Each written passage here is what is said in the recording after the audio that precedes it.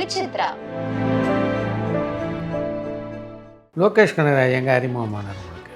லோகேஷ் கனகராஜ் வந்து அவருடைய மாநகரம் படத்துக்கு நான் ஒரு வாய்ஸ் ஒன்று கொடுக்க போயிருந்தேன் சார். அதில் ஒரு ரேடியோ வாய்ஸ் ஒன்று வரும் சார். நமக்கு லோகேஷ் கனகராஜ்னா என்ன தெரியும்? நல்ல முடி, நல்ல தாடி வச்சுட்டு இருப்பார். திடீர்னு ஷார்ட்டாக ஹேர் கட்லாம் பண்ணி ஃபுல் ஷேவ் பண்ணிவிட்டு யாரோ ஒருத்தர் இப்படி என்னை பார்த்துக்கிட்டே இருந்தார் ஏர்போர்ட்டில். நான் சரி யாரோ நம்முடைய ஃபேன் போல் ஃபோட்டோ எடுக்கிறதுக்காக வெயிட் பண்ணுறேன் அப்படின்னு நினச்சிட்டு நான் சொல்லுங்கள் பிரதர் அப்படின்னு. கமல்ஹாசன் சந்தித்து பேசியிருக்கேன். நான் பேசியிருக்கேன் சார், நிறைய வாட்டி பேசியிருக்கேன் சார். நான் ரேடியோவில் இருந்த காலத்தில் பேசியிருக்கேன். சூதுகோவுக்கு அவர் கூப்பிட்டு அப்ரிஷியேட் பண்ணியிருந்தார். அதுக்கப்புறம் கதாபாத்திரத்தை கேட்டவுடனே அதில் உங்களுடைய கான்ட்ரிபியூஷன் என்னவா இருக்கும் படங்கள் நடிக்கிறது? படத்தை அடுத்த செகண்டுக்கு நகர்த்துற ஒன்றா இருக்கணும்னு ஆசைப்படுவேன் சார். உங்களை போன்ற நடிகர்களுக்கு சரியான அங்கீகாரத்தை விமர்சகர்கள் தர்ற மாதிரி நினைக்கிறீங்களா? அதில் இருக்காங்க சார். அது வைஸ் வாசா தான் சார். இந்த பயணத்தில் அடுத்து ஒரு கதாசிரியர் ஆகணும்னு நினைக்கிறீங்களா, இயக்குனர் ஆகணும்னு ஆசையா? ஆளுங்க தானே நம்மள இவ்ளோ தூரம் சப்போர்ட் பண்ணி கூட்டிட்டு வந்தாங்க. அவங்களுக்கு தெரியாதா அவங்களோட பெஸ்ட் ஹாலிடேஸ் நம்ம கூட தான். GT Holidays, South India's #1 travel brand.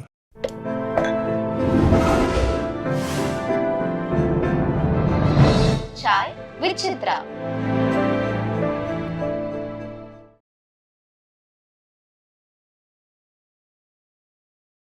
Tourist family எனக்கு கதை நான் கேட்டிருந்தேன் சார். முன்னாடி வேற ஒருத்தவங்களுக்கு பிச் பண்ணுறதுக்காக அபிஷந்த் வந்து எங்கள் எல்லாருக்கிட்டையும் அப்போ கதை சொல்லியிருந்தாப்புல. $1 மில்லியன் வச்சுட்டு டீமாக இப்போ ஒரு 5-6 பேர் இருக்கும். எல்லாருக்கிட்டையும் முதல்ல ஒரு கதை ஒப்பீனியன் கேட்கறதுக்காக கதை சொன்னார். அப்போ கேட்கும் போதே ரொம்ப நல்லா இருந்தது சார்.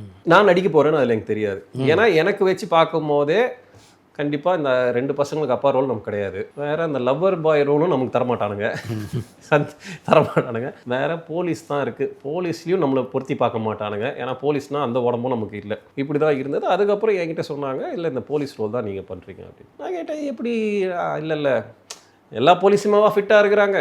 நீங்கள் வந்து இந்த மாதிரி ஊர் எண்டில் ராமேஸ்வரம் சைடில் இருக்க ஒரு சாதாரண ஒரு காப் தான். நீங்கள் ரொம்ப இந்த காப்பு போட்டுட்டு டிப்டாப்பாக இருக்கிற போலீஸ்லாம் நீங்கள் கிடையாது. ரொம்ப சர்வசாதாரணமாக இருக்காங்க. ஷேவ் பண்ணிக்கோங்க, கொஞ்சம் ஒயிட் ஹேர்லாம் நம்ம வைக்க போகிறோம் அப்படின்னு சொல்லிட்டு பண்ணது தான். எனக்கு அந்த கதை எப்படி இருக்குன்னு தெரியும். பட் என்ன எடுத்திருக்காங்கன்னு எனக்கு தெரியாது. ஏன்னா நான் ஒரு 5 நாள் என்னமோ தான் சார் ஒர்க் பண்ணேன். ஸோ இது வரைக்கும் என்னென்ன பண்ணியிருக்காங்க. ஏன்னா இப்போ குட் நைட்டுக்கு எனக்கு அது இல்லை. Day 1 இருந்து படம் முடிகிற வரைக்கும் ஃபுல்லாகவே இருந்தோம். இங்கே என்னன்னு தெரியல, போனோம், எடுத்தோம், முடிச்சிட்டோம். படம் முடியும் போது அபிஷந்த் என்கிட்ட சொன்னது என்னென்னா, அண்ணன் ரொம்ப சூப்பராக பண்ணியிருக்கீங்க. நான் பண்ணுறது இருக்கட்டும், படம் எப்படி இருக்குது, படமாக ரொம்ப நல்லா இருக்குது, அதை நீங்கள் தான் பார்த்துட்டு சொல்லணும் அப்படின்னு. ஒன்ஸ் நாங்கள் படம் பார்த்தோம் சார், முடிச்சுட்டு எனக்கு ரொம்ப திருப்தியாக இருந்தது. அந்த படம் எனக்கு ரொம்ப பிடிச்சிருந்தது. பைரவன்ற ஒருத்தன் என்ன மாதிரி ஒன்று பண்ணியிருப்பான் அப்படின்றது வந்து எனக்கு ரொம்ப பிடிச்சிருந்தது. அதுக்கான அப்ரிசியேஷனும் அப்பயே கிடச்சிது. எல்லாருமே சொன்னாங்க. அப்புறம் நான் அபிஷந்துக்கும் நான் ரொம்ப போயிட்டு பர்சனலாக ரொம்ப தேங்க் பண்ணேன். ரொம்ப கிளாரிட்டியாக இருந்தான் சார் அந்த பையன். ரொம்ப ப்ராப்பராக வச்சு, இப்போ இதுக்கப்புறம் இந்த சீன் வரும், ஸோ நீங்கள் அங்கே அந்த ரியாக்ஷனை கொடுத்துட்டீங்க, இங்கே அதை விட அதிகமாக கொடுக்கணும், இங்கே அதை விட அதிகமாக கொடுக்கணும்னு சொல்லிட்டு ஒன்று கொடுத்தது. நான் எல்லாத்தையும் நான் கேட்டுக்கிட்டு நான் ஒன்று பண்ணேன். அவன் சொன்னதை வந்து ஃபாலோ பண்ணி பண்ண நான் கொடுத்துட்டேன். நான் ஒன்று பண்ணேன், ஓகே வருதா வரலையான்னு பார்ப்போன்னு. அவங்க சொன்னது அழகாக அதில் வந்திருந்தது சார். எனக்கு அதனால் எனக்கு அந்த படமும் ரொம்ப பிடிச்சிருந்தது. ரொம்ப நல்லாவும் இருந்தது சார். நான் டிசைட் பண்ணது வந்து சூதுகவும் சார். ஏன்னா நலன் வந்து ஒரு மாதிரி ஃபயராக உள்ளே வராரு, கன்ஃபார்மாக அடிச்சிடுவார்னு தெரியும். சூதுகவும் டிமாண்டே காலனி அப்போ வந்து பேய் படத்தை பேய் படமாக எடுக்கிறாங்க. ஏன்னா அது வரைக்கும் பேய் படம் வந்து ஒரு மாதிரி காமெடியில் போயிட்டு இருந்தது. ப்ராப்பர் பேய் படமாக எடுக்கணும். நல்ல வரவேற்பு பெற்ற படம். காக்கா மூட்டியும் அதே தான் சார். எனக்கு மணிகண்டன் அவருடைய ஒர்க்கும் எங்களுக்கு தெரியும். ஸோ தென் டிமாண்டே காலனி பண்ணது. டிக்லாம் எனக்கு என்ன சார் ஸ்பேஸ் செட்டு போடுறீங்களாலாம் கேட்டுட்ருப்பேன். ஆமாம் ரமேஷன் கூப்பிட்டு போய் காட்டுறாங்க. இங்கே தாமரா ஸ்டுடியோவில் தான் செட்டு, 3 செட் அங்கே, சைனா ஸ்டேஷன் இங்கே, அது இதுன்னு என்னமோ பண்ணிகிட்டு இருக்காங்க. ஓகே, அப்புறம் இவர் நம்ம ரவிமோகன் சார் தான் பேசிகிட்டு இருப்பேன். நான் பிரதர் எப்படி இல்லைடா சூப்பராக வருதுடா அப்படியே ஃபுட்டேஜ்லாம் அவர் பார்த்துட்டு வந்து சொல்லுவார். அப்புறம் நாங்கள் மூணாரில் கொஞ்ச நாள் இருந்தோம். அங்கே வந்து படம் ஹிட்டுடா அப்படின்னு அவரு எங்களுக்கு சொன்னது தான். அதே மாதிரி பார்த்தா படம் ஹிட். லோகேஷ் கனகராஜ் எங்கே அறிமுகமானார் உங்களுக்கு? லோகேஷ் கனகராஜ் வந்து அவருடைய மாநகரம் படத்துக்கு நான் ஒரு வாய்ஸ் ஒன்று கொடுக்க போயிருந்தேன் சார். அதில் ஒரு ரேடியோ வாய்ஸ் ஒன்று வரும் சார். அப்போ வந்து ஒரு ஆர்ஜே வாய்ஸ் மட்டும் ஒன்று வேணும் அப்படின்னு சொல்லிட்டு நண்பர் ஒருத்தர் மூலமாக சொல்லியிருந்தாங்க. நான் போயிட்டேன், பேசிட்டேன், வந்துட்டேன். பைசா கேட்டாங்க, என்ன இவ்வளோண்டு பேசினது இதில் என்ன இருக்குது, ஓகேன்னு நான் வந்துட்டேன். அதற்கு பிறகு எனக்கு அவருக்கும் தொடர்பே இல்லை. ஒரு நாள் நான் விஸ்வாசம் ஷூட்டுக்காக ஹைதராபாத் போகிறேன். அவர் வந்து சந்தீப் கிஷனோட பர்த்டேக்கு போகிறாருன்னு நினைக்கிறேன். ஹைதராபாத் ஏர்போர்ட்டில் மீட் பண்ணுறோம். நமக்கு லோகேஷ் கனகராஜ்னா என்ன தெரியும், நல்ல முடி, நல்ல தாடி வச்சுட்டு இருப்பார். திடீர்னு ஷார்ட்டாக ஹேர் கட்லாம் பண்ணி ஃபுல் ஷேவ் பண்ணிவிட்டு யாரோ ஒருத்தர் இப்படி என்னை பார்த்துக்கிட்டே இருந்தார் ஏர்போர்ட்டில்.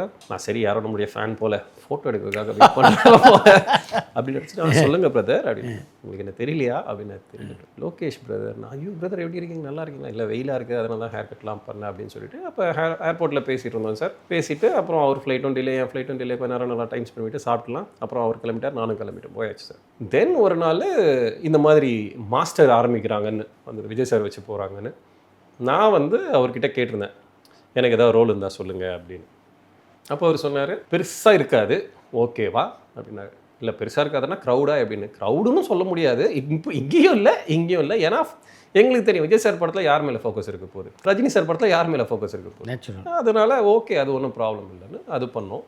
தென் விக்ரம் பண்ணோம். விக்ரம்க்கு அவர் தான் அப்போயும் சொன்னது அதுதான், ஆல்மோஸ்ட் இருப்பீங்க என் படத்தில் நீங்கள் அப்படின்னு சொல்லியிருந்தார். அது பண்ணோம், இது பண்ணோம். அப்புறம் கூலியும் கேட்டிருந்தாங்க. அந்த டைமில் நான் வேறு ஒரு ஷூட்டில் இருந்தேன். ஸோ அதனால் அதை பண்ண முடியல சார். இப்படி அப்பப்போ எங்கேயா வெளியில் மீட் பண்ணுவோம் சார். ஏன்னா ஏடிஸே வந்து அது அவங்கள வச்சு ஒரு நம்ம ஒரு டிபார்ட்மெண்ட்டே ஆரம்பிக்கலாம். அவ்வளோ ஏடிஸ் இருப்பாங்க அவருடைய பேட்சில். கிட்டத்தட்ட 29 ஏடிஸு. அவங்க யாருக்கா கல்யாணம் காட்சி ஏதாவது ஒன்றுனா அப்படி போனோன்னா அவர் இருப்பார், அப்போ பார்த்து பேசுறது தான் சார். மாஸ்டரில் விஜயோட பழகக்கூடிய வாய்ப்பு. மாஸ்டரில் நாங்கள் ஃபுல்லாகவே ஷிமோகாவில் தான் சார் இருந்தோம், அங்கே தான் சார் இருந்தோம். அப்போ கூட என்னென்னா வருவார், பேசுவார், கிரிக்கெட்லாம் ஆடுவாங்க, இவங்கெல்லாம் ஆடுவாங்க, நாங்கள்லாம் அப்படியே சும்மா, ஏன்னா எனக்கு ஆட வராது, ஸ்போர்ட்ஸ்லாம் நம்ம ஜீரோ. சீன்ஸ் அப்போ பார்க்குறது பேசுகிறது அந்த ஒரு இதுவாக தான் இருக்கும். ஆல்மோஸ்ட் அவர் காமாக தான் சார் இருப்பார் தனியாக. நிறைய பேர் சொல்லுவாங்க அவர் தனியாக அமைதியாக இருப்பார், அந்த மாதிரி தான் சார். நீங்கள் பேசினீங்கன்னா அதுக்கு அவர் ரெஸ்பாண்ட் பண்ணுவார், அவருக்கு இருக்கிறத அவன் சொல்லுவார். அவராக வந்து அப்புறம் என்ன ஏதுன்னு பேசுவாரானா அது கிடையாது. அப்சர்வ் பண்ணிட்டு இருப்பார், அவர் தனியாக உட்காந்துட்டு இருப்பார் சார். அந்த மாதிரி இது பண்ணது தான் சார். கமல்ஹாசன் சந்தித்து பேசியிருக்கேன். நான் பேசியிருக்கேன் சார், நிறைய வாட்டி பேசியிருக்கேன் சார். நான் ரேடியோவில் இருந்த காலத்தில் பேசியிருக்கேன். சூதுகோவுக்கு அவர் கூப்பிட்டு அப்ரிஷியேட் பண்ணியிருந்தார், கல்யாணத்துக்கு இன்வைட் பண்ண போயிருந்தேன்.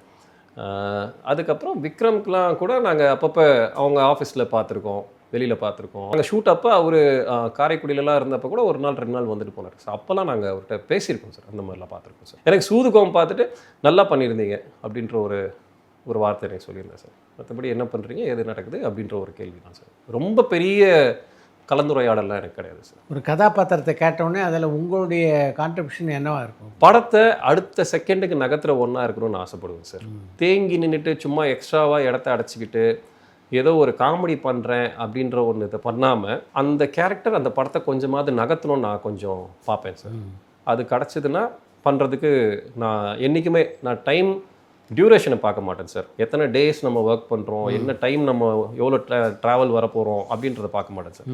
அந்த கேரக்டர் அந்த படத்தை எவ்வளோ நகர்த்துது அப்படின்றத பார்ப்பேன் சார். அப்படி நகர்த்துற மாதிரி எந்த படத்தையும் நான் மிஸ் பண்ணது கிடையாது. நகர்த்தாமல் சும்மா இருந்த படங்கள் ஆரம்பத்தில் தெரியாமல் நிறைய பண்ணிட்டேன். அதுக்கப்புறம் இப்போ அதை சுத்தமாக பண்ணுறதில்ல சார். அந்த கேரக்டரை எடுத்து பார்த்துட்டா அந்த கதையில் எதுவுமே இல்லை, படம் அதுவாக தான் இருக்குன்னா நம்ம பண்ணுறதே வேஸ்ட் இல்லை சார். அந்த கேரக்டர் ஏதாவது ஒன்று பண்ணணும், அப்போ அந்த கேரக்டர் ஏதோ ஒன்று இருக்குன்ற மாதிரி என்னோட ஒரு புரிதல் சார். நான் பண்ண படங்கள்லேயும் அந்த மாதிரி தான். அகைன் குட் நைட்டாக இருக்கட்டும், டூரிஸ்ட் ஃபேமிலியாக இருக்கும். இப்போ கான்சிட்டின்னு ஒரு படம், அதில் நான் கேமியோ பண்ணியிருந்தேன். அந்த ஒரு படம் இப்போ 2-3 படத்தில் கேமியோவே பண்ணியிருக்கேன். ஜிடி நாயுடு பண்ணிட்டு வந்தேன், அது கதையை நகர்த்தும்.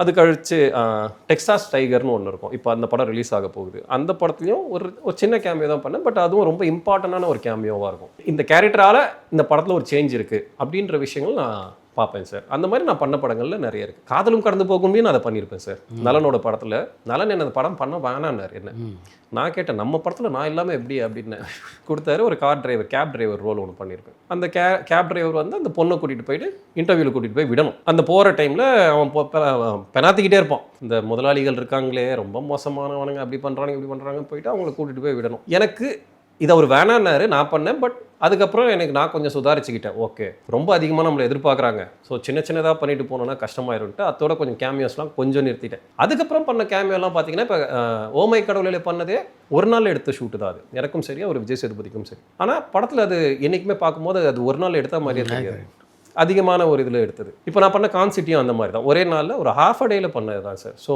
கதைக்கு அது என்னவா இருக்குது அப்படின்றத பார்த்து தான் சார் பண்ணிகிட்டு இருக்கோம். அந்த மாதிரி பண்ண படங்கள் இதில் எனக்கு கொஞ்சம் திருப்தியான படங்கள் தான் சார். உங்களுக்கு பட வாய்ப்புகளை பெற்றுத்தர்றது உங்களுடைய படங்கள் தானா? கண்டிப்பாக சார், நான் அதை பிலீவ் பண்ணுவேன் சார். ஒன்று நானாக இருப்பேன், இல்லைன்னா என்னுடைய படமாக இருக்கும் சார், முந்தைய படமாக இருக்கும், இதுவாக தான் சார் இருந்திருக்கும். ஆரம்ப நாட்களில் எனக்கு விஜய் சேதுபதி அவர்கள் நிறைய படங்கள் போய் பாரு அப்படின்னு சொல்லுவாங்க. நான் அதிலேயே சொல்லுவேன், நீங்கள் கேட்காதீங்க, நான் போகிறேன், நீங்கள் ஒரு கம்ஃபர்ட்லேயே வச்சிட்டிங்கன்னா எனக்கு அது கஷ்டம், அதனால் நான் போய் பார்க்குறேன்னு சொல்லிட்டு ஆரம்பத்தில் அப்போ அவர் அதுக்கும் திட்டுவார். ஏன் இது சொல்கிறது என்ன போகுது, 4 பேருக்கு சொல்கிறேன், இப்போ உனக்கு மட்டுமா சொல்கிறேன், உனக்கு அவங்க வேணான்னு சொல்ல போகிறாங்க, வேறு யாரையா பார்க்க போகிறாங்க, இங்கே இது மாதிரி இருக்குது போய் பாரு, சரி உனக்கு வேணாமா 4 பேர்கிட்ட போய் நீ சொல்லு அப்படின்னு சொல்லுவார். இந்த மாதிரியான இதுதான். மற்றபடி என்னுடைய படங்கள் தான் சார் எனக்கு அடுத்தடுத்த வாய்ப்பை கொண்டு போயிட்டு இருக்கு. ஏதாவது ஒரு கட்டத்தில் நம்ம திறமைக்கேற்ற வாய்ப்பு நமக்கு வராமல் இருக்குது அப்படின்னு வருத்தப்பட்ட சூழ்நிலைகள்லாம் இருக்கு. அது அப்பப்போ வரும் சார், அப்பப்போ அது போயிடும் சார். அது அவ்வளோதான். அது டிப்ரெஷன் அது வரும் சார். அது இல்லாமல்லாம் இல்லை சார், அது இருக்கும். அது எந்த இடத்துல நமக்கு எடுத்துக்காட்டும்னா, அதுவும் இந்த சினிமா சர்க்கிளில் தான் சார் அது நடக்கும். இந்த ப்ரீமியர் வாங்கன்னு சண்டை போட்டு கூப்பிடுவாங்க. நம்ம போகும்போது தள்ளுங்க அவர் வராருன்னுவாங்க. அப்புறம் ஏன்டா எங்களை கூப்பிட்டீங்க, நான் இப்போ என்ன பண்ணிட்டேன், நீங்கள் கூப்பிட்டீங்கன்னா நான் இங்கே வரேன், என்ன தள்ளிட்டு அவர் போறாருன்னா இப்போ அவருக்கு வந்து மரியாதை குறைச்சலாம் இது பண்ண சொல்லலை. ஆளாளுக்கு அவங்கவுங்க இப்போ என்ன பண்ண போகிறோம், தியேட்டர் உள்ள போகிறோம், அவ்வளோதானே. அதில் ஒரு இது ஒன்று. அதே மாதிரி எங்கேயாவது ஒரு இடத்துக்கு போகும்போது ஐயோ சீக்கிரம் உள்ளே போயிடுங்க, அவர் வரார், அவருக்கு தான் கேமரா வைக்கணும் அப்படின்வாங்க. எனக்கு புரியலையே, என்ன எதிர்பார்க்குறீங்க.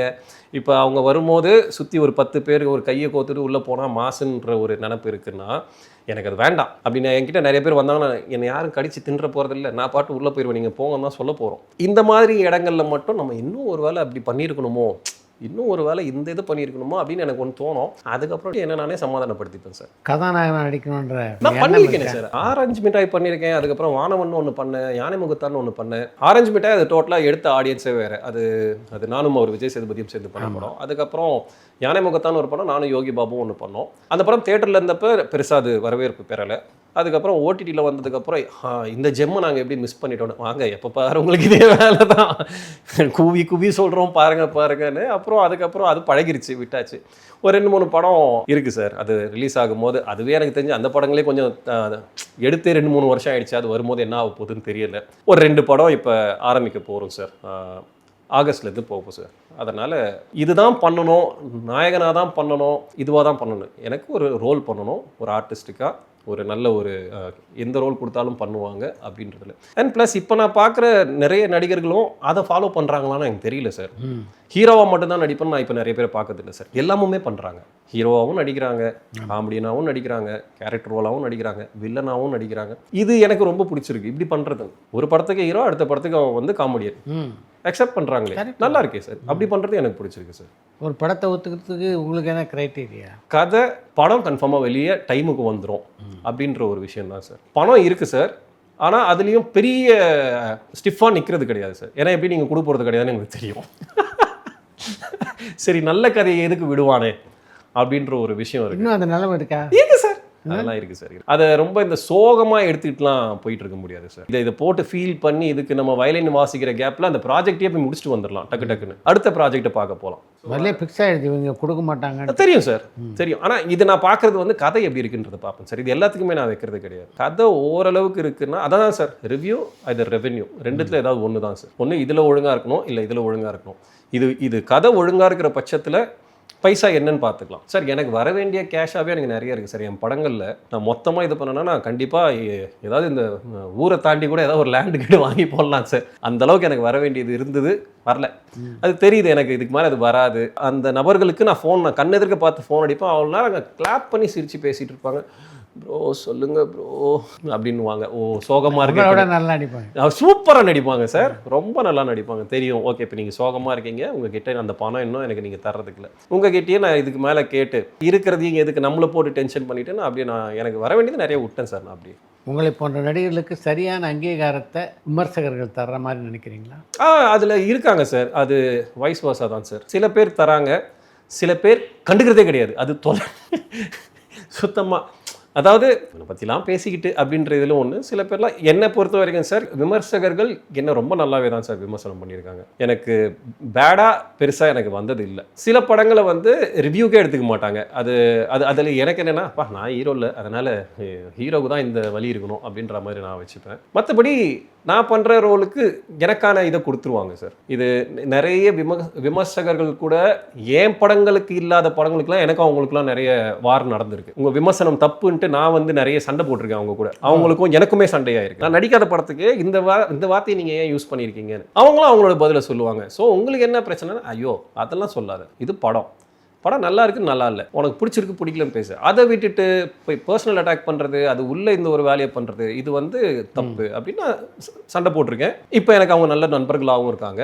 அவங்க எனக்கு விமர்சனம் கொடுக்கணுன்றதுக்காக நான் நண்பர்களாக இல்லை. தப்புனா தப்புன்னு சொல்கிற சில பேர் இருக்காங்க. எனக்கு தெரிஞ்ச சிலர் வந்து படத்தையே பார்க்கும்போது ஃபர்ஸ்ட் ஹாஃபை முடிச்சுட்டு போயிட்டு ரிவ்யூ பண்ண ரிவ்யூவர்ஸ்லாம் நான் பார்த்துருக்கேன். குட் நைட்டுக்கு நானும் மணிகண்டனும் தான் இங்கே பிரசாத்தில் பார்த்துட்டு இருக்கோம். ஃபர்ஸ்ட் ஹாஃப் தான் சார் படம் முடியுது. பார்த்தா அந்த லானில் போட்டு உட்காந்துட்டாங்க, ரிவ்யூ பண்ணுறாங்க படத்தை. செகண்ட் ஹாஃப் பார்க்கவே இல்லை, ரெக்கார்டிங் ஸ்டார்ட் ஆயிடுச்சு. அந்த படத்தில் நான் வந்து வாட்டர் பியூரிஃபையர் ரிப்பேர் பண்ணுறவன், அந்த படத்தோட மாப்பிள்ளை வாஷிங் மிஷின் ரிப்பேர் பண்ணுறவர்னு சொல்லிட்டு இருக்காரு. ஒரு படத்தை சரியாகவும் பார்க்கல, வீட்டோட மாப்பிள்ளலாம் எப்படி நடிக்கிறாங்கன்னு தெரியலன்னு வேற அவருடைய வன்மத்தை கக்கிட்டு இருந்தாரு. படத்தை திட்டணுன்றதுக்காகவே ஒன்று பண்ணிட்டு இருந்தாரு. எங்களுக்கு சிரிப்பு தான் வந்தது. ஃபர்ஸ்ட் ஆஃப் ஆல் படத்தை நீங்கள் இன்னும் பார்த்து முடிக்கல, என்னென்ன கதாபாத்திரம் என்னென்ன வேலை பார்க்குதுன்னு உங்களுக்கு தெரியல. ஸோ நீங்கள் படம் பண்ண ஆரம்பிச்சிட்டிங்க. இப்போ உங்களுக்கு தேவை, ஏன்னா நான் என்ன நினச்சேன்னா ஒரு டக்குன்னு அதை முடிச்சுட்டு அடுத்த படத்தோட செகண்ட் ஹாஃப் போய் பார்ப்பார் போல, வேற ஒரு படத்தோட செகண்ட் ஹாஃப் பார்த்துட்டு அதுக்கான ரிவ்யூவும் பண்ணுற ஒரு இது இருந்திருக்கும். ப்ளஸ் இப்போ எல்லாருமே தானே சார் ரிவ்யூ பண்ண ஆரம்பிச்சிட்டாங்க. முன்னா அதுக்குன்னு ஒரு ஆட்கள் இருந்தாங்க, ஒரு 10-15 பேர் இருந்தாங்கன்னா இன்றைக்கி 100-150 பேர் இருக்காங்களே சார். இதில் நம்ம யார் என்னெல்லாம் பார்த்துட்டு இருக்கு. ப்ளஸ் இப்போ பார்க்குறதே கிடையாது, ரிவ்யூஸுன்றதை பார்க்குறதே கிடையாது. நீங்கள் இன்னும் புகழவும் வேணாம், இகழவும் வேணாம், உங்கள் பூசாரித்தனமும் வேணாம், உங்கள் பொங்கசோரும் வேணான்ற மாதிரி விட்டுருவோம் சார். தமிழ் படத்துக்கும் மலையாள படத்துக்கும் என்ன வித்தியாசத்தை ஃபீல் பண்ணுறீங்க சார்? அங்கே பொருட்செலவாக அங்கே வந்து ரொம்ப கம்மியான ஒன்று இருக்குது சார். ஒர்க்காக அவங்க கொடுக்குறது பயங்கரமாக இருக்குது சார். அவங்களுடைய ஒர்க்கிங் பேட்டர்னே நமக்கு சில அந்த டைமிங் மட்டும் செட் ஆக மாட்டுது. காலையில் 6:30 to நைட்டு 9:30. டெய்லி அவங்களோட normal call sheet 1.5 call sheet sir அவங்களோட. காலையில் 6:30 நைட்டு 9:30 மணி வரைக்கும் சார் மினிமம். நான் சொல்கிறது 1.5 கால் ஷீட். சில படங்கள்லாம் வந்து 24 hours போகலாம் ப்ரொடக்ஷனில். இது 15 மணி நேரம் வேலை செய்கிறாங்க, பட்டுன்னு வேலை செய்கிறாங்க சார். அண்ட் கிளியராக இருக்காங்க சார். அவங்க என்ன வேணும், என்ன எமோஷனுக்கு நம்ம இந்த படத்தை எடுக்கிறோம், இதோட டார்கெட் ஆடியன்ஸ் யார் அப்படின்றது ஒன்று. நமக்கு இன்னும் பொருட்செலவாக நிறைய ஒன்று பேசுகிறோம் சார். இத்தனை கோடி, இந்த நம்பர்ஸில் படம் பண்ணுறோம், இது அதுன்னு நம்ம பாக்ஸ் ஆஃபீஸை பற்றி பேசுகிறோம். அந்த படத்தோட இந்த படம் என்ன பர்சன்டேஜ் அதிகமாக போயிருக்குன்னு பேசுகிறோம். இதெல்லாம் நமக்கு தேவையில்லை. இதெல்லாம் ப்ரொடக்ஷனுக்கு தேவை, ப்ரொடியூசர்ஸ்க்கு தேவை, அந்த பிஸ்னஸ் பண்ணுற ஆட்கள் அவங்களுக்கு தேவை. நம்ம கடைசி வரைக்கும் அந்த படத்தோட கண்டென்ட் என்னவா இருக்குது, அதில் என்ன எமோஷன் ஒர்க் அவுட் ஆயிருக்கு, என்ன எமோஷன் ஒர்க் அவுட் ஆகலை அப்படின்றத நம்ம பேசுறது கூட கிடையாது. அங்கே அது வந்து ரொம்ப பார்த்து பண்ணுறாங்க சார். அங்கேயும் சில சரியாக போகாத படங்கள் இருக்குது சார். ஆனால் முடிஞ்ச வரைக்கும் அந்த படங்கள் சொல்ல வந்த விஷயத்த சொல்ல கிட்டையாவது வந்துடுது. நமக்கு ஆரம்பிக்கிறது எங்கேயோ ஒன்றா இருக்குது, அது எங்கெங்கேயோ டைவர்ட் ஆகி எதில் ஆரம்பித்தோம், என்ன யோசிச்சுட்டு இருந்தோம் அப்படின்ற மாதிரி இங்கே நமக்கு கொஞ்சம் இருக்குது சார். இந்த க்ரியேட்டிவ் டிஃப்ரென்ஸ் மட்டும் என்னால் கொஞ்சம் பார்க்க முடியுது. அதுன்னு நான் வந்து நம்மளதில் வந்து இன்னும் வரல, அவங்க நம்ம படங்களை அவ்வளோ பார்க்குறாங்க. அவர் ஃபஹாத் கிட்ட பேசும்போதெல்லாம் அவரும் சொன்னது வந்து நம்மளை விட அவங்க நிறைய இன்னும் பழைய படங்களை ஆக்டர்ஸ் யார், அந்த ஹீரோ யார் அப்படின்ற வரைக்கும் அவங்க ரொம்ப டேட்டாவாக வச்சு சொல்கிறாங்க. அவங்க நம்மளை பார்த்து தான் அவங்க படங்களுக்கு இன்ஸ்பிரேஷனாக வச்சுருக்காங்க. நம்ம இன்னும் அதில் க்ரியேட்டிவாக கதைகளுக்கு நம்ம இன்னும் கொஞ்சம் இம்பார்ட்டன்ஸ் கொடுக்கணும். ரைட்டர்ஸ் அங்கே ரொம்ப அதிகமாக இருக்காங்க சார். நீங்கள் டேரக்டரை கன்வின்ஸ் பண்ணிடலாம் சார், ரைட்டரை கன்வின்ஸ் பண்ண முடியாது சார். இங்கே ரைட்டர்ன்றவங்க யாருன்னு இல்லையே சார். ஸோ இங்கே அந்த ரைட்டிங்கான ஒரு ஸ்பேஸ் ஒன்று வரணும் சார். அந்த ஒரு வித்தியாசம் நான் மேஜராக பார்க்குறது. நம்ம சைடில் ரைட்டர்ஸ்க்கான இம்பார்ட்டன்ஸ் இங்கே சுத்தமாக இல்லை சார். அதை கொடுத்தாங்கன்னா கொஞ்சம் நல்லாயிருக்கும். ஒரு படத்தை நடிக்கும்போது இந்த கதையிலையோ அந்த வசனத்திலையோ உங்களுக்கு தோன்ற மாறுதல்கள்லாம் சொல்கிறதுக்கு இடம் இருக்கா? கண்டிப்பாக இருக்குது சார். கண்டிப்பாக ஏற்றுக்கிறாங்க. செட் ஆகலைன்னா வேணாமே அப்படின்னு சொல்கிறாங்க. இல்லை இது ஜம்ப் ஆகுது, இந்த கேரக்டர் இது பண்ணாது அப்படின்றதையும் சொல்கிறாங்க. சும்மா நம்மளும் போயிட்டு கொடுக்குறத மட்டும் பேசாமல் இது ஒன்று வச்சுக்கலாமா அப்படின்னாலும் நிறைய ஆல்மோஸ்ட் நம்ம நடிக்கிற எல்லா படத்துலையும் அந்த ஒர்க் இருக்கும் சார். இது ஒரு கொலாபரேட்டிவாக எல்லாருக்கூடையும் நடக்கிறது தான் சார். நம்ம இதில் பார்க்குறது இப்போ இந்த சீன் இப்படி இருக்குன்னா இந்த சீன் இப்படி வச்சுக்கலாமா, அப்போ இந்த கேரக்டர் இப்படி பேசினா எப்படி இருக்கும், சும்மா ரிஹர்சல் பண்ணி பார்ப்போம், நல்லா இருக்கே வச்சுப்போம். அதெல்லாம் இங்கே இருக்குது சார். அதான் அந்த நம்ம பண்ணுறதுக்கான லிபர்ட்டிலாம் நமக்கு நல்லாவே கொடுக்குறாங்க சார். இந்த பயணத்தில் அடுத்து ஒரு கதாசிரியர் ஆகணும்னு நினைக்கிறீங்களா, இயக்குனர் ஆகணும்னு ஆசையா? எனக்கான இது வந்து ஒரு டைரக்டர் ஆகணுன்றது இருக்குது. அது எப்படி ஆகணும், என்னவா வரும்ன்றது என்றைக்குன்னு எனக்கு தெரியல சார். எனக்கு டைரக்ஷன் மேலே ஆர்வம் இருக்குது சார். இப்போதைக்கு நடிக்கிறத பார்த்துக்கிட்டு அப்பப்போ கிடைக்கிற டைமில் நான் ஒர்க் பண்ணிகிட்ருக்கேன் சார். நான் நடிக்கிற படங்கள் ஆல்மோஸ்ட் நான் அந்த டீமோடையே கொஞ்சம் ட்ராவல் பண்ணுவேன் சார். நானும் அதில் ஒரு அசிஸ்டன்ட் டைரக்டராக தான் சார் ஒர்க் பண்ணுவேன். நான் பண்ணுற படங்களில் கொஞ்சமாக அந்த நாலேஜ் கொஞ்சம் கெயின் பண்ணிகிட்ருக்கேன். ரொம்ப நன்றி, உங்கள் முயற்சி வெற்றி பெற ரொம்ப நன்றி சார். Thank you sir. பரபரப்பான சினிமா செய்திகள், நட்சத்திரங்களின் பேட்டிகள், சினிமா வரலாறு ஆகியவற்றை பார்க்கவும் படிக்கவும் உங்களுக்கான இணையதளம் touringtalkies.co.